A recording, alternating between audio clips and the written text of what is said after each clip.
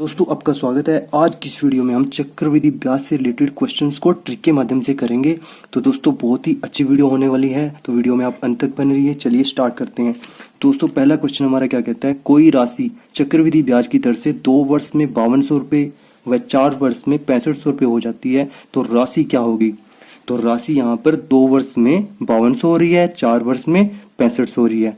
तो हम राशि को ऐसे लिख लेते हैं, प्रिंसिपल हमें निकालना है तो पी लिख लेते हैं ऐसे, ठीक है। अब क्या है, ये 2 वर्ष में कितनी हो रही है हमारे पास 5200 रुपये, 5200 लिख लिया हमने यहाँ पे, ठीक है। और 4 वर्ष में कितनी हो रही है ये 6500, ठीक है।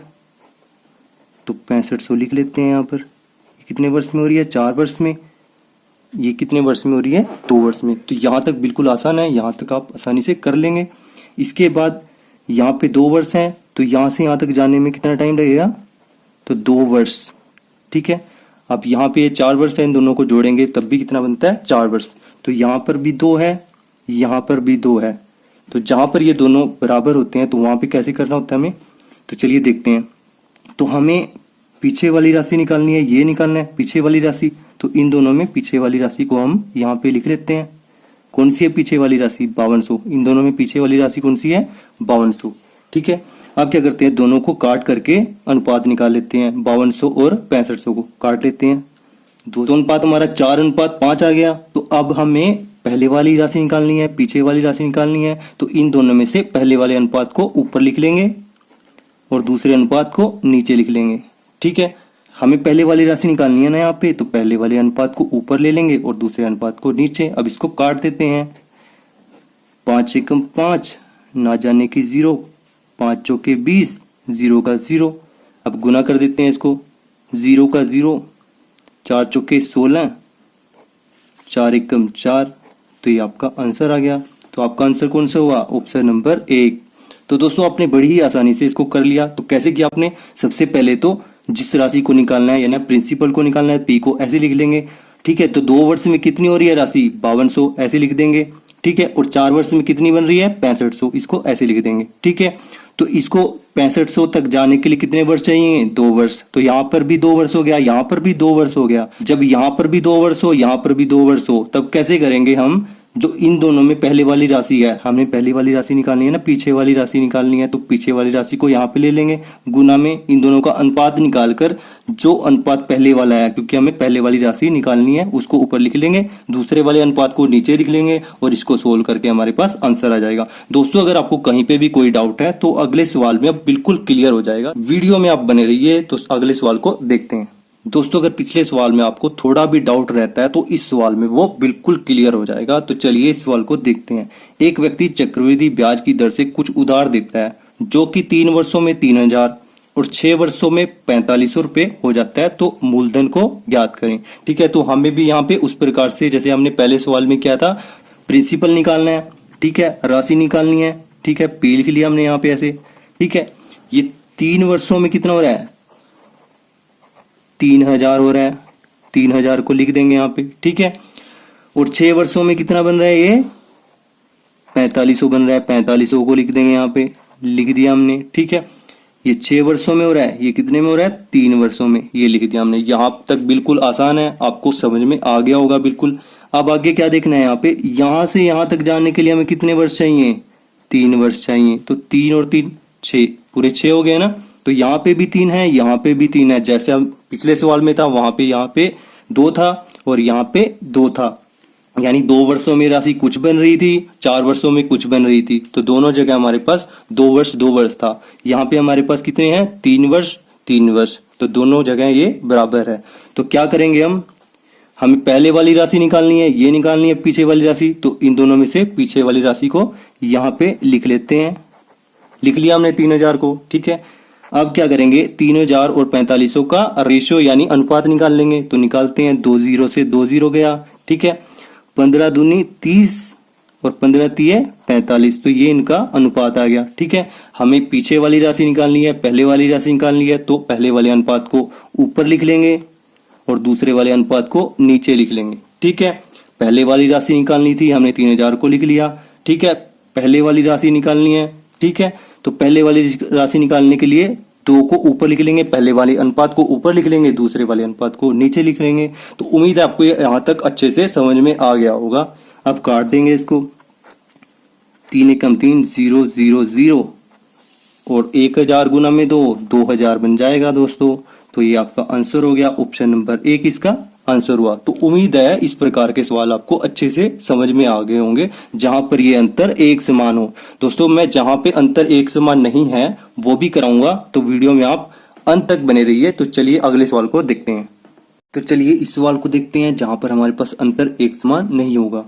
तो सवाल क्या कहता है, कोई राशि चक्रवृद्धि ब्याज की दर से 2 वर्ष में 8820 रुपए व 3 वर्ष में 9261 रुपए हो जाती है, तो राशि क्या होगी। हमें यहाँ पर प्रिंसिपल को निकालना है, तो प्रिंसिपल ऐसे लिख लेंगे, ठीक है, क्योंकि हमें इसका पता नहीं है।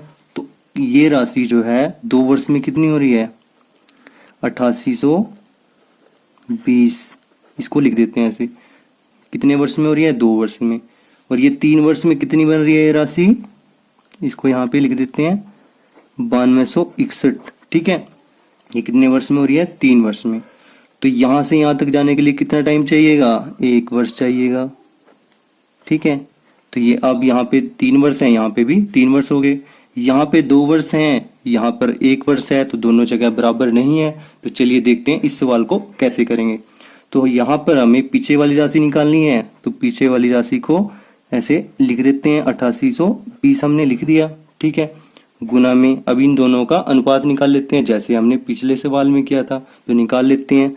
अब ये किसी एक संख्या पे कटेगा, किस पे कटेगा, ये 21 पे कट जाएगा, ये तो 21 पे काट देते हैं, ठीक है। 21 चौके 84, 4 बच गया, 21 दूनी 42, 0 का 0, ठीक है। अब ये भी 21 पे कट जाएगा, 21 चौके 84, कितना बच गया यहाँ पे, 8 बच गया, 21 चौके 84, यहाँ पे 86 बन गया था ना, अब 2 बच गया यहाँ पे, 21 एकम 21, ठीक है। अब ये दोबारा कट सकता है, कितने पे कटेगा, 21 पे ही कटेगा ये दोबारा, ठीक है। 21 दूनी कितना जाएगा, 42, 0 का 0, ठीक है। 21 दूनी 42 हो जाएगा, यहाँ पे 2 बच गया, 21 बन गया, तो 21 एकम 21। तो अनुपात हमारे पास क्या आया, 20 अनुपात 21 अनुपात आ गया इसका, काट पीट के, ठीक है। अब क्या करेंगे हमने पहले वाली राशि निकालनी है, पहले वाली राशि निकालनी है हमने, तो पहले वाले अनुपात को ऊपर लिख लेंगे और दूसरे अनुपात को नीचे लिख लेंगे, ठीक है। अब जो यहाँ पर अंतर एक समान होता तो इसको काट पीट के हमारे पास आंसर आ जाता। अब यहाँ पे अंतर तो एक समान नहीं है, ये एक आगे बढ़ रहा है, तो एक बार अनुपात को दोबारा लिख देंगे।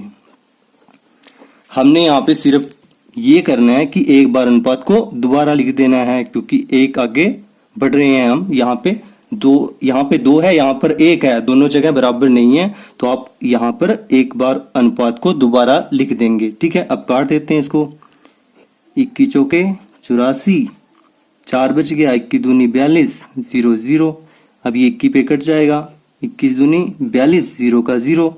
अब 1 2 यहाँ पे है, 1 2 यहाँ पे, 1 2 यहाँ पे, 2 गुना में 2, 4 4 दूनी 8, ये 8 आ जाएगा, और 1 2 3 3 0 आ जाएंगी, तो 8000 रुपये इसका उत्तर हुआ, ऑप्शन बी। तो यहाँ पर हमने क्या किया, सेम टू सेम क्वेश्चन है, बस आपने ये ध्यान रखना है कि यहाँ पे 2 है, यहाँ पर 1 है, ये यहाँ पर एक समान नहीं है, ठीक है। अगर एक समान होता तो इतने से ही काम चल जाता। अब एक समान नहीं है, ये एक आगे बढ़ रहा है, तो एक बार अनुपात को दोबारा लिख देंगे और इसको काट कर हमारा आंसर आ जाएगा। तो उम्मीद है ये बहुत ही अच्छे तरीके से आपको समझ में आ गया होगा। अगर फिर भी आपको कोई डाउट है तो आप कमेंट बॉक्स में जरूर लिखना, मैं उसको समझाने की पूरी कोशिश करूंगा।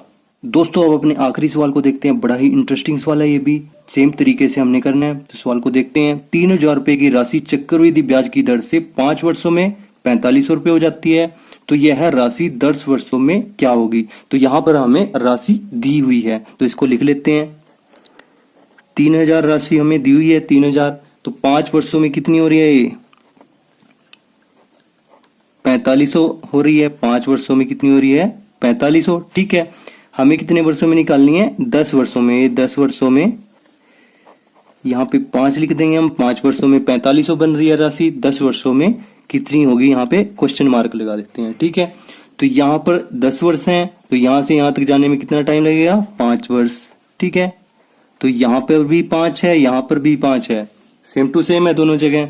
तो यहाँ पर हम क्या करेंगे, हमें आगे वाली राशि निकालनी है, तो आगे वाली राशि को लिख लेंगे, यहाँ पे 4500 लिख लेते हैं। ठीक है, ये 4500 लिख दिया हमने यहाँ पे। ठीक है, अब क्या करेंगे, इन दोनों का रेशियो यानी अनुपात निकाल लेते हैं। 2 0 से 2 0 गया, 15 दूनी 30 और 15 तिये 45। ठीक है, 2:3 आ गया।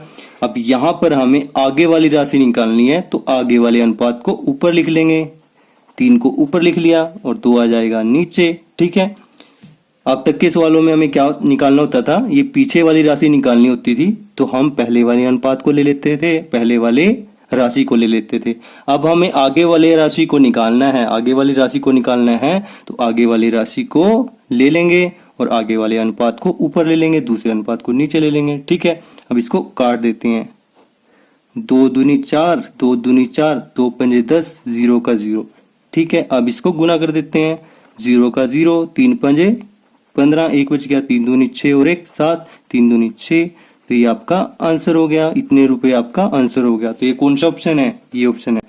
दोस्तों मैंने बड़े ही अच्छे तरीके से ये सवाल आपको समझाए, मैंने अपना 100% दिया इसमें आपको समझाने के लिए। अगर आपको फिर भी कोई डाउट है तो आप कमेंट बॉक्स में जरूर बताएं। दोस्तों एक बार देख लेते हैं इस सवाल को हमने कैसे किया। यहाँ पे 3000 रुपये हमें राशि दी हुई थी, जो 5 वर्ष में इतनी बन रही थी, 4500 बन रही थी। तो हमें 10 वर्ष में कितनी बनेगी वो निकालना था। हमें राशि ऑलरेडी दी हुई थी जो पिछले क्वेश्चंस में नहीं थी। तो यहाँ पर हमें आगे वाली राशि निकालनी है, दोनों जगह 5 है, यहाँ पे भी 5 है, यहाँ पे भी 5 है। तो हमें आगे वाली राशि निकालनी है, तो आगे वाली राशि को ले लेंगे। ठीक है, तो आगे वाली राशि निकालनी है, तो आगे वाले अनुपात को ले लेंगे, यानी 3 को ले लिया और बटे में 2 को ले लिया। ठीक है, इसको काट के हमारे पास ये आंसर आ जाएगा। दोस्तों आई होप ये वीडियो आपको बहुत अच्छे तरीके से समझ में आ गई होगी। अगर आपको ये वीडियो में कहीं पे भी कोई डाउट है तो आप कमेंट बॉक्स में जरूर बताएं। अगर आपको वीडियो अच्छी लगी तो वीडियो को लाइक करें, दोस्तों के साथ शेयर करें, और यहाँ तक वीडियो देखने के लिए आपका धन्यवाद। Thanks for watching.